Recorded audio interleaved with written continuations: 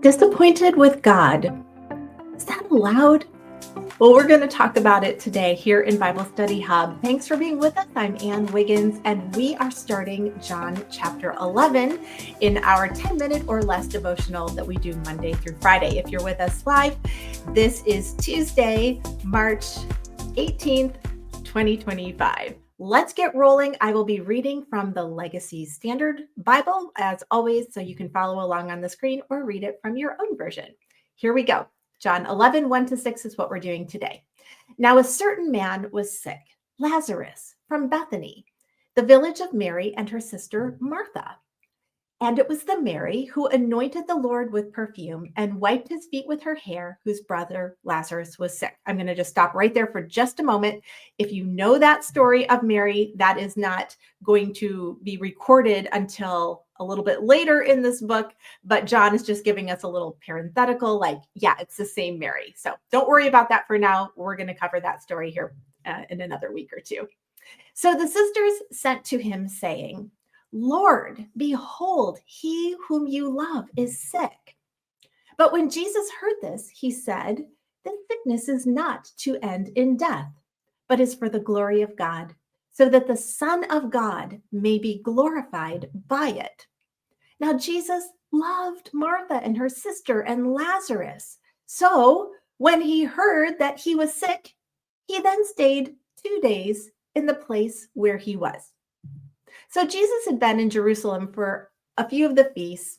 They want to kill him when he's in that area. So he had to vacate the area and go up north to get away from the people who wanted to kill him. And we talked about that yesterday. Bethany, where this family lived, is only like 2 miles from Jerusalem. So for Jesus to go to Bethany puts him right back, like in the crosshairs of the people who want to kill him.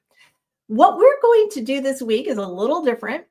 I'm going to take that passage today, and we are going to try to forget everything we know about this story, and we're going to try our hardest to see it through the eyes of the people in the story, a human perspective on it. If you're thinking ahead too much and you already know how this ends, it kind of makes that hard to do. So if you can, try to wipe that out of your mind and just get into the hearts, the minds, the thoughts of the very human beings in the story. Tomorrow, we will take the exact same verses, and instead of looking at it through our human eyes, we're going to look at it through a divine perspective, through the eyes of God, the eyes of Jesus, so that we can get a really balanced approach. Because honestly, in this life, what do we see things normally? Like what perspective? Human, right? But we have to understand that there may be a divine perspective that we're not privy to all the time. So from a human perspective, here we go. I personally have a brother. I only have one brother. He's 3.5 years younger than I am, but he's kind of like a big brother to me now. And I can't imagine something happening to my beloved brother. I adore him. We are very, very close. There's just something about a brother that you just can't duplicate in any other way. This was a family of 2 sisters and a brother that Jesus considered to be like his home away from home, his extended family. He loved this family. So you have to imagine what's going on in the minds of these siblings. Here's Lazarus, their beloved brother.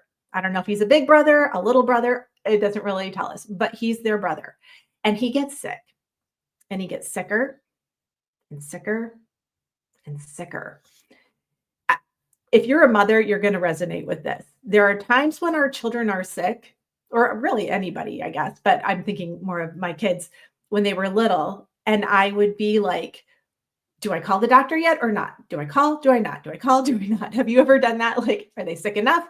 I don't want to spend the money to take them in and introduce them to more germs in the doctor's office if they're going to be better tomorrow. But I also don't want to wait too long. So you feel like you're walking that tightrope of like, when is the right time to just go? We're calling it. We're going to the urgent care or the doctor or the ER, whatever. I think that's kind of where these girls were. Like, Do we summon Jesus? Do we not summon Jesus? Is he going to get better? Is he going to get worse? What do we do? What do we do? And so finally they get to the point where things are getting dire.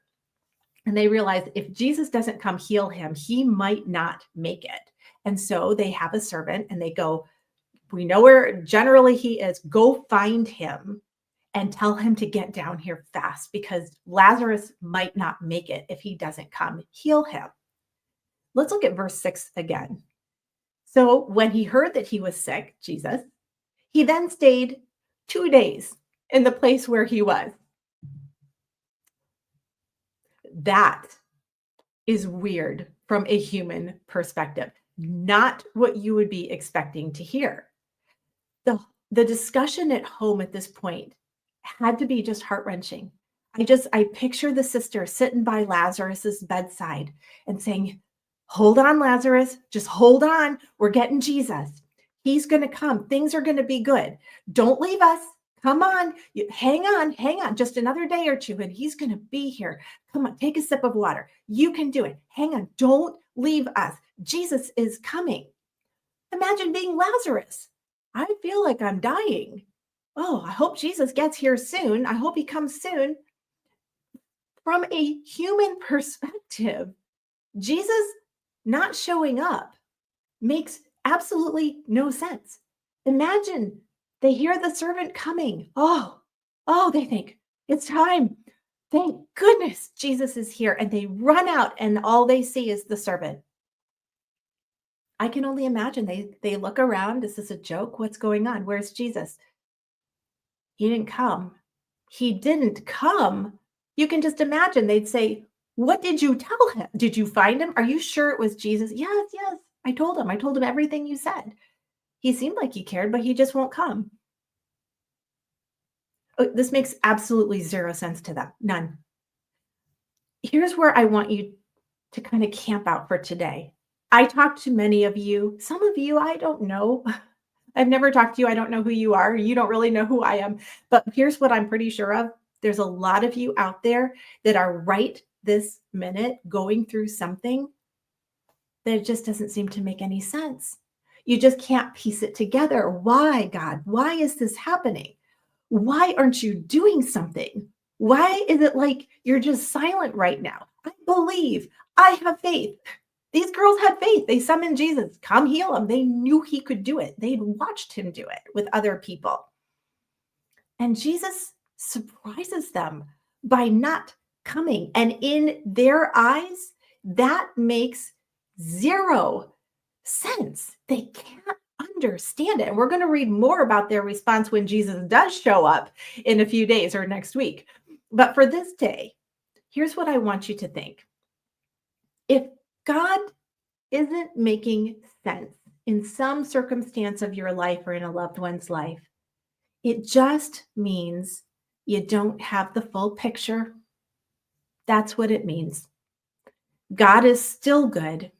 God is still in control. When it doesn't make sense, it just means we don't have the full picture.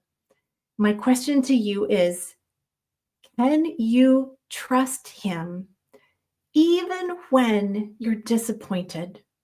Hey, it's okay to be disappointed. That is a valid human emotion. It's not sinful to have disappointment.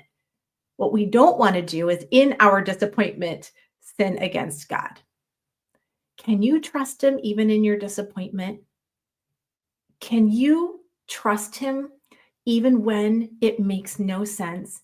Can you say, I don't understand, but that just means I don't have the full picture. God, you're good and you're in control, and I'm going to rest in that. If you can say that and you can do that, I don't know how your story resolves. I don't know how this ends for you, but what I can tell you is the peace that you'll have as you walk through this valley will be amazing. Well, that's it for today. I hope that's encouraging to you. Come back tomorrow morning because we're going to take this whole passage again, but now we're going to see it through the eyes of Jesus. And that's really going to uplift our spirits. Have a wonderful day in the meantime, and I will see you tomorrow.